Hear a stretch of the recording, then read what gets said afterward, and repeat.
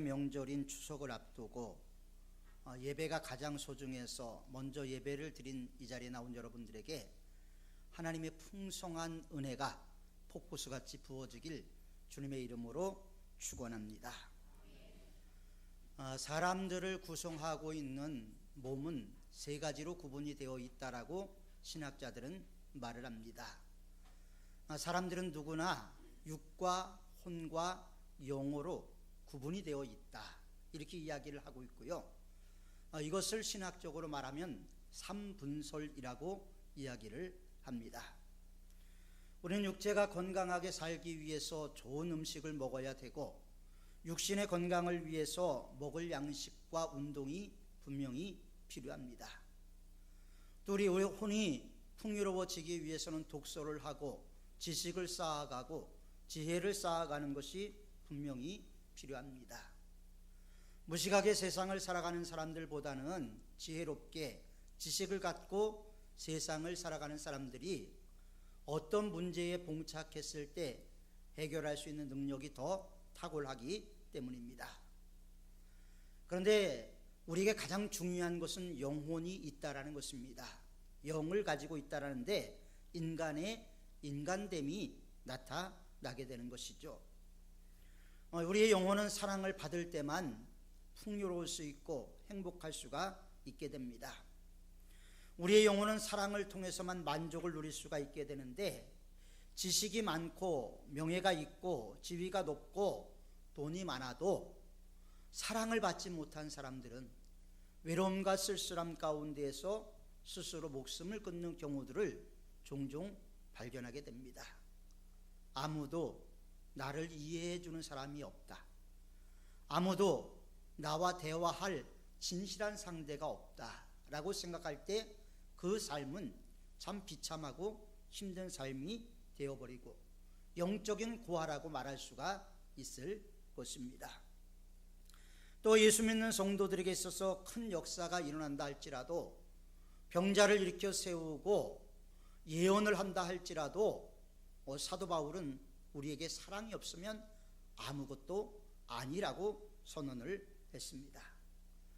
심지어는 사랑이 없으면 우리들의 말이 소리나는 구리와 울리는 꽹가리와 같고, 사랑이 없으면 예언하는 능력이 있고 모든 비밀을 안다 할지라도, 산을 옮길 만한 믿음이 있다 할지라도 그것이 아무것도 아니라고 사도 바울은 말을 했습니다.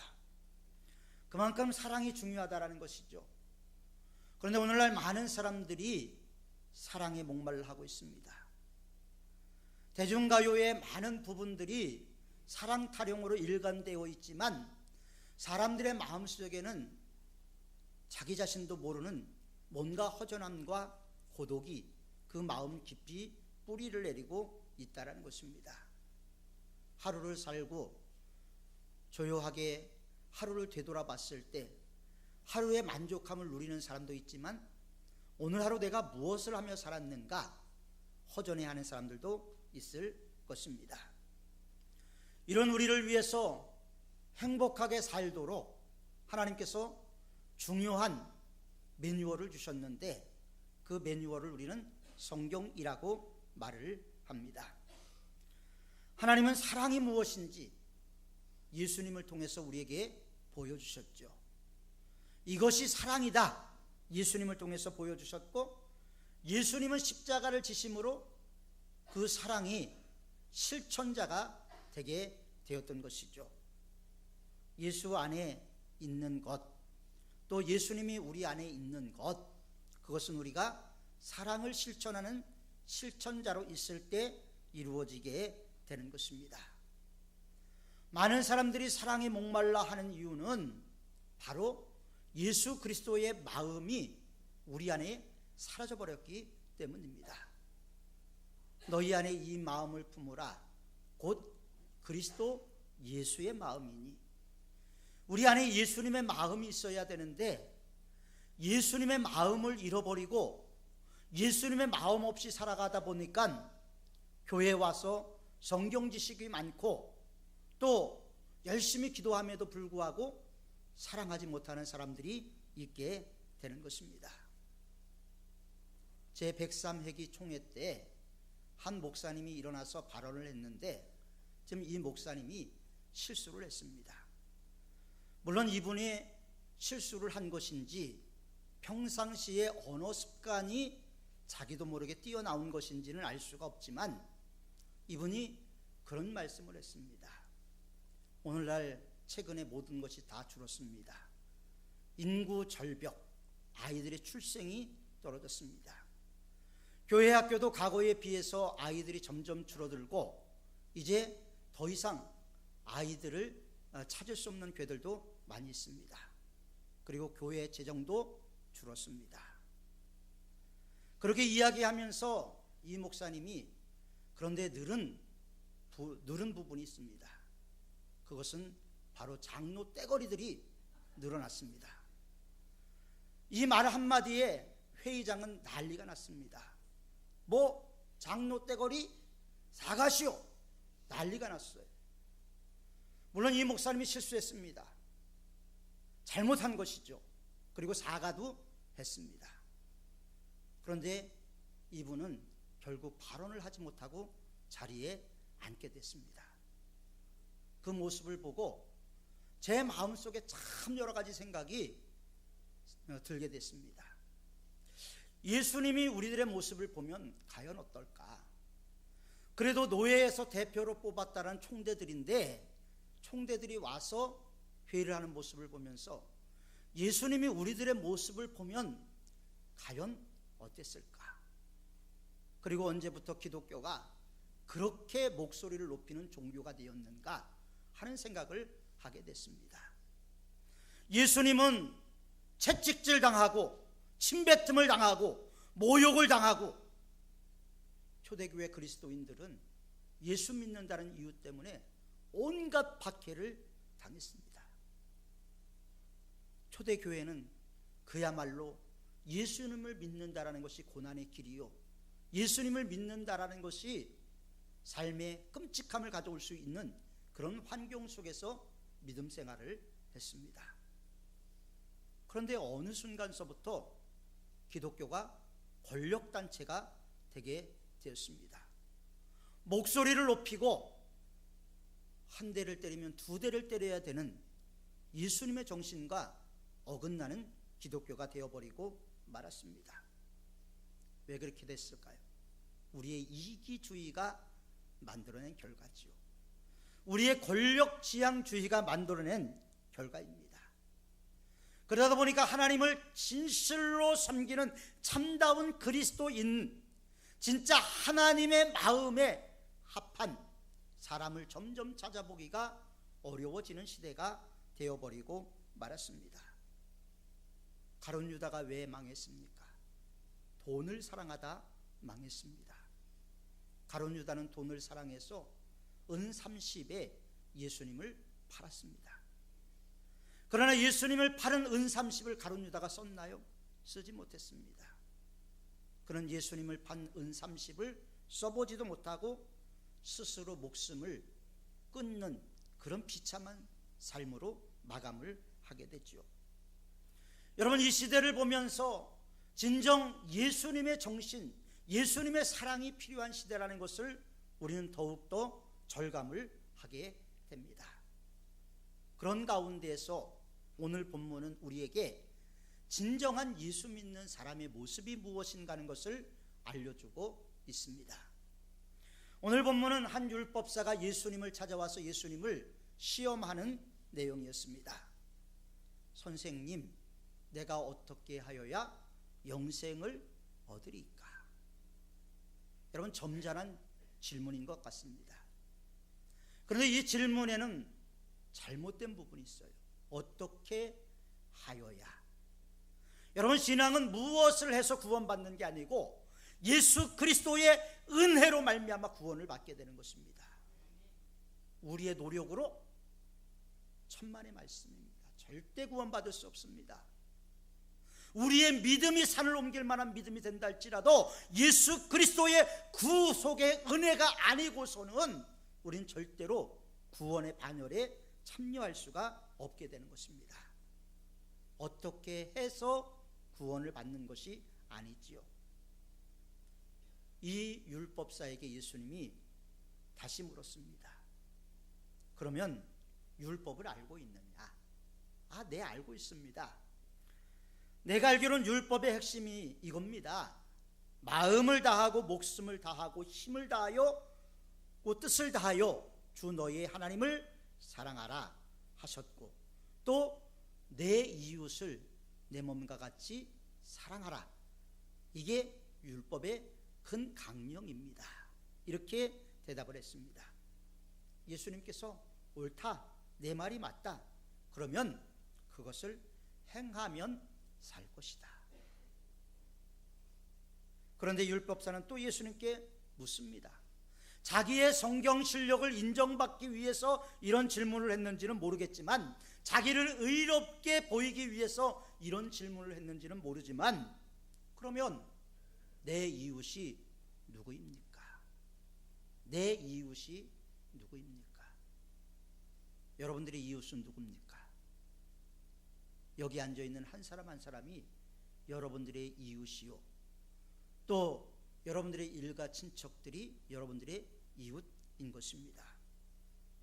주님은 이렇게 말씀하고 있습니다. 어떤 사람이 예루살렘에서 여리고로 내려가다가 강도를 만나게 되었는데, 강도가 그의 옷을 벗기고 때려서 거반 죽게 되었던 것을 버리고 도망갔다는 것이죠. 그 사람을 첫 번째 제사장이 봤는데 그냥 지나쳤습니다.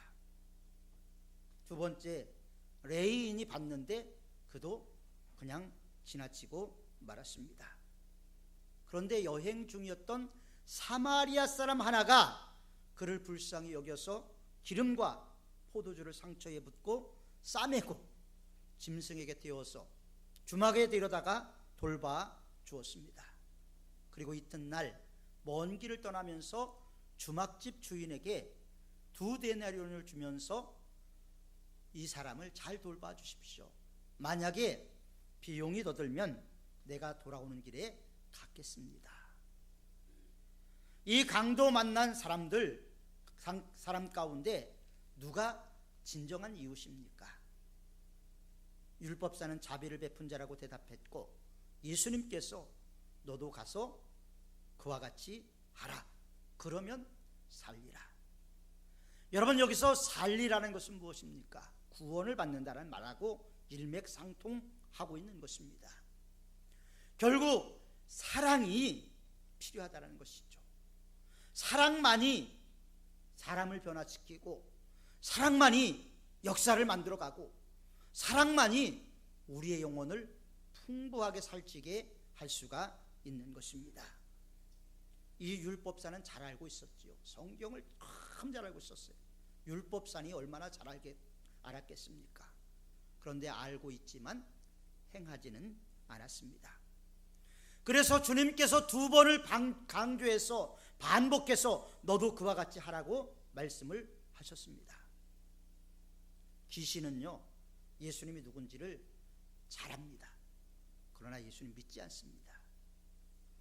귀신은 예수님을 알고 예수님의 교훈도 압니다. 마태복음 4장과 누가복음 4장에 보면 예수님께서 40일을 금식하시고 마귀에게 시험을 받을 때, 마귀가 3번을 시험할 때 성경 말씀을 갖고 시험을 했습니다. 마귀도 성경을 인용할 줄을 안다라는 것이죠. 그러나 그 교훈을 따르지는 않습니다. 오늘날 귀신에 붙들려 있는 사람들은 하나님의 말씀을 아무리 많이 안다 할지라도 그 말씀을 따라 살지는 않습니다.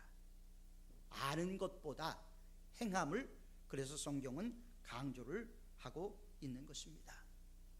오늘날 많은 사람들이 교회에서 더 이상 사랑의 이야기를 듣고 싶어 하지 않습니다. 너무나 많이 사랑의 이야기를 외치는 곳이 교회였기 때문입니다.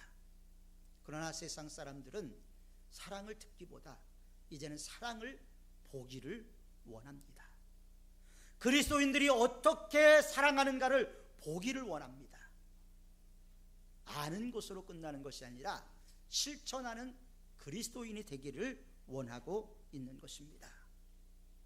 우리 주위에는 강도 만난 사람들이 많습니다. 강도를 만나서 칼에 맞아 쓰러진 사람도 있지만 영적으로 보면 우리 주위에는 강도 만난 사람들이 너무나 많이 있습니다.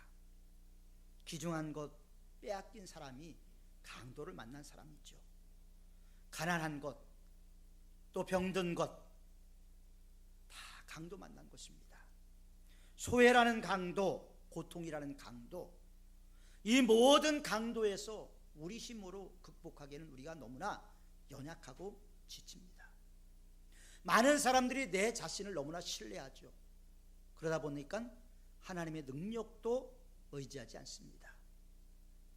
하나님은 늘 우리와 함께 하기를 원하심에도 불구하고 우리는 작은 문제는 우리가 해결하고 큰 문제만 하나님께서 해결해 주기를 원하고 있습니다. 하나님은 늘 우리와 함께 하기를 원하는데, 하나님이 늘 우리와 함께 하시기를 원하는 그 하나님과의 만남이 우리 안에 충만했을 때 그것을 우리는 하나님의 임재라고 말을 하는 것입니다. 여러분, 강도 누굽니까? 마귀죠. 우리 인간의 삶 속에 기쁨과 평안을 빼앗아 갔습니다. 여러분들의 삶 속에 기쁨과 행복을 빼앗아 가고 대신 불평과 원망과 쓴뿌리를 심어놓은 게 마귀입니다. 하나님은 우리에게 그런 마음 주지 않았어요. 그런데 우리는 더 불평하고 원망하고 그런 게 가득하죠. 왜냐하면 우리가 하나님을 안 믿는 건 아닌데, 믿는데 우리의 믿음이 연약해서, 마음은 원이로 돼 육신이 약해서 자꾸 흔들리게 되는 것입니다. 우리의 화목한 가정을 강탈해서 힘들게 만듭니다. 서로의 관계가 원수가 되게 합니다. 우리 마음과 마음 사이에 담을 쌓게 하죠. 그리고 그 담이 점점 높아지면서 우리는 그 안에 갇혀서 외롭게 세상을 살아가고 있는 것입니다. 김보남이라고 하는 여인이 있었습니다. 9살 때 성폭행을 당했습니다. 그는 상처 때문에, 그 쓰라린 아픔 때문에 정상적인 결혼 생활을 할 수가 없었습니다. 그래서 3번을 이혼을 했습니다. 30년이 지난 후에 자기를 성폭행했던 사람을 만나게 됩니다. 그는 그를 쫓아가 칼로 찔러 살해를 했습니다. 30년이 지났지만 그 마음속에는 쓰라린 아픔과 고통, 마치 누가 무슨 말 한마디만 하면 그 아픈 마음속에 소금을 뿌리는 것 같은 쓰라린 고통의 세월을 보내게 되었을 것입니다. 분노의 감정이 그를 지배하기 시작을 했죠. 그리고 그는 그 분노를 이기지 못하고 살인으로 사람을 죽이는 일을 하게 됩니다. 마음에 찢겨지지 않는 고통과 상처, 회복되지 않는 이 아픔, 누가 가져다 줬겠습니까? 물론 이 여인의 인생에 큰 아픔과 쓰라림은 분명히 있었겠지만 그게 그 평생을 고통과 아픔 속에서 살인으로 이어지게 만들었던 것이죠. 마귀는 하나님의 말씀을 듣지 못하게 합니다. 불순종하게 만들지요. 하와가 마귀의 시험을 받을 때 보면요, 하나님을 바라보지 못하게 합니다. 자기하고만 얘기를 하게 해요. 그리고 아담과 하와가 범죄하니까 싹 빠져버려요. 이게 마귀가 하는 짓입니다. 그래서 모든 책임이 아담과 하와에게 있는 것처럼 아주 덮어씌우려고 하지요. 우리는 예수 믿기 전에 이 세상 풍습을 따랐습니다. 공중의 권세 잡은 자들을 따랐습니다. 이 세상의 악한 영들을 따라서 살았다라고 성경은 우리에게 말씀을 하고 있습니다. 강도 만나서 피 흘리고 쓰러져서 우리의 영이 거반 죽게 되었을 때 예수 그리스도의 구원의 은혜로, 우리가 감당할 수 없는 우리의 은혜로 우리는 구속 제사함을 받고 하나님의 백성이 되게 되었던 것입니다. 하나님의 아들 예수만이 줄 수 있는 은혜를 경험하게 된 것이죠. 오늘 성경의 말씀에 보면요, 강도 만난 사람들을 만난 3부류의 사람이 나옵니다. 첫 번째 제사장입니다. 종교 지도자죠. 오늘날로 말하면 목사입니다. 남을 가르치는 사람이죠. 성경대로 사십시오, 사랑하십시오, 믿음대로 행하십시오 이야기를 했지만 그는 말로만 했다라는 것이죠. 고통받는 사람을 보고 그냥 지나쳐버리고 말았습니다. 두 번째, 레위인이 지나갔어요. 오늘날 교회로 해석을 한다면 아마 장로님쯤 될 것입니다. 교회의 봉사자로 세움을 받았는데 그 분 역시도 강도 만난 사람들에게 무관심했습니다. 모두가 다 율법에 대해서 잘 알았죠. 하나님을 사랑하라, 이웃을 사랑하라 잘 알고 있었던 사람입니다. 그러나 그들은 알고 있었지만 외면했지요. 그런데 평상시 유대인들로부터 대접을 받지 못했던 짐승 취급을 받았습니다. 개 취급을 받았어요. 왜 개 취급을 받았냐면요, 주전 722년에 북이스라엘이 아수르 제국에 의해서 멸망이 됩니다. 그리고 그곳에 많은 이방 사람들을 이사를 시켜서 그 유대인들과 결혼을 해서 이 사마리아 지역을 아주 혼혈 지역을 만들어 놓은 거예요.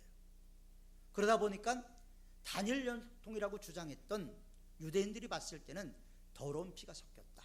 그래서 사람 취급을 하지 않았고 길을 갈 때도 사마리아 지역을 비켜 갔다라는 것이죠. 그런데 그 사람만이, 개 취급을 받았던 사람만이 자기가 갖고 있던 포도주와 기름을 붓고 짐승에 태워 주막까지 가서 돌봐줬다라고 말씀을 하고 있습니다. 그리고 2데나리온을 주막 주인에게 맡겼죠. 2데나리온이라는 것은 한 데나리온이 오늘날 노동자의 하루 품값이라고 얘기를 하니까 남성의 노동력으로 따진다면 한 10만 원 정도 되니까 2데나리온이면 한 20만 원 정도 되는 금액으로 추측이 됩니다.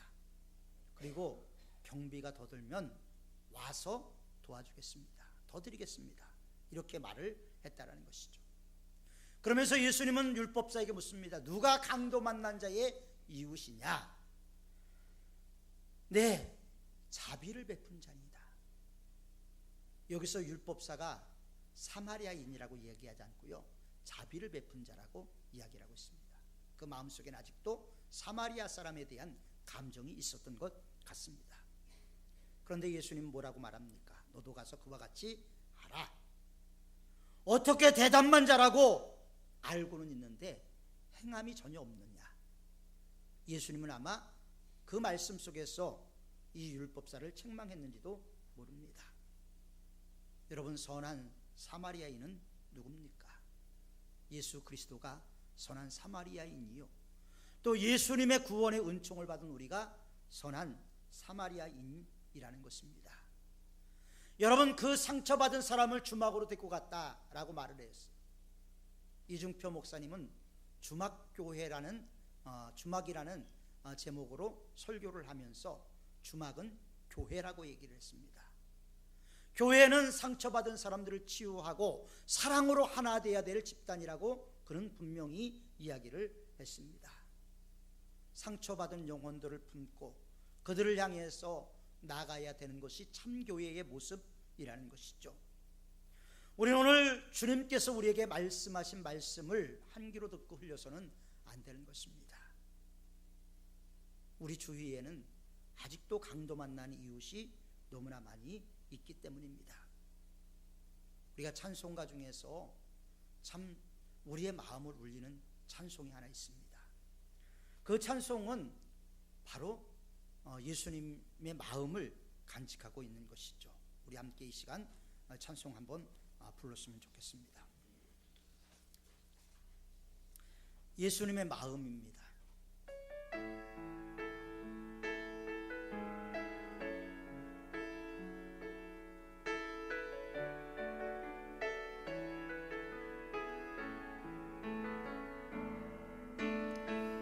사망의 그늘에 앉아 죽어가는 나의 백성들 절망과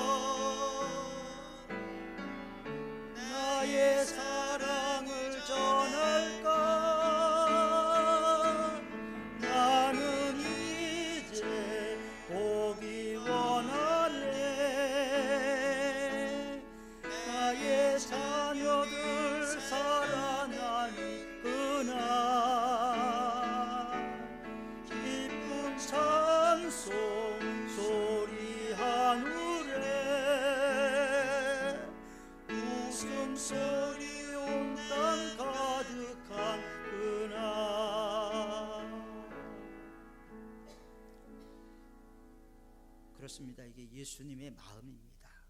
사망의 그늘에 앉아 죽어가는 나의 백성들, 절망과 굶주림에 갇힌 저들은 내 마음에 오랜 슬픔, 고통의 멍에에 매여 울고 있는 나의 자녀들, 나는 이제 일어나 저들의 멍에를 걷고 눈물 씻기기 원하는데 누가 내게 부르짖어 저들을 구원케 할까? 누가 나를 위해 가서 나의 사랑을 전할까? 나는 이제 보기 원하네. 나의 자녀들 살아나는 그날, 기쁜 찬송소리 하늘에 웃음소리 온 땅 가득한 그날, 저는 이게 주님의 마음이라고 생각을 합니다. 주님은 보기를 원합니다. 주님의 뜻 안에서 모든 것이 회복되기를 원하고 있습니다. 여러분들에게 비전이 있습니까? 꿈이 있습니까? 모든 사람들이 죄에서 구원받고 강도 만난 그들에게 이웃이 되어주는 우리를 기대하고 있습니다. 많은 사람들이 그리스도인들의 선한 행실을 보기를 원합니다. 성경을 얼마나 많이 읽었느냐, 기도를 얼마나 많이 했느냐, 예배를 얼마나 많이 드렸느냐, 다 중요합니다. 그리스도인으로서 반드시 해야 될 일들이지요. 그러나 주님께서 우리에게 원하시는 것은 우리에게 열매가 있느냐를 원하시는 것입니다. 우리가 강도 만난 사람들에게 진정한 이웃이 되어 주었느냐, 우리가 세상 사람들에게 선한 증거를 쌓고 있느냐 하는 것입니다. 김학중 목사님이 쓴 희망을 캐는 개척자라는 책에 이런 내용이 나옵니다. 목사님이 교회를 이제 건축을 하려고 부지를 사고 건축을 시작을 했습니다. 근데 동네에 할머니 한 분이 교회 터에다가 호박을 심어놨다는 거예요. 호박을 심어놨는데 건축이 시작되면서 이 할머니가 와서 아주 엄포를 놓더랍니다. 호박 하나라도 잘못되면 큰일 날 줄 알라고. 근데 그 동네에서 이 할머니와 싸우면 난리가 나는 그런 할머니랍니다. 그리고 열렬한 절에 다니는 불제자였답니다. 할머니 걱정하지 마세요. 우리가 호박은 지켜드리겠습니다. 그래서 이분이 호박을 다치지 않게 하기 위해서 건축비가 더 들어갔대요. 그런데 호박을 딸 때 이 할머니가 젊은 사람이 참 대견하다 그러면서 호박 몇 개를 갖고 왔더래요. 호박을 갖고 오고 나서 그 다음부터 교회를 건축하고 나서 누가 이사를 오면 이 할머니가 간다라는 거예요. 절에 다니는 할머니. 너 교회 다녀? 안 다니는데요? 그럼 얘기 안 하고. 교회 다녀? 다니는데요? 그럼 저 교회 나가. 무조건 저 교회 나가야 돼. 그래서 그 책에 보면 50명 이상을 전도를 해줬다라는. 선한 열매를 싸면 당장 눈에 보이지 않는 것 같지만 하나님이 알고 계십니다. 하나님이 기억하고 계십니다. 우리 주위에는 너무나 많은 강도 만난 사람들이 있습니다. 지식이 있고 명예가 있고 권세가 있는 것이 중요한 것이 아니라 저들에게는 진정한 영혼의 목마름을 해결할 그런 길을 원하고 있습니다. 우리는 선한 사마리아인이 되어야 됩니다. 명절만 되면 형제들끼리 불화가 생기는 가정들이 있어요.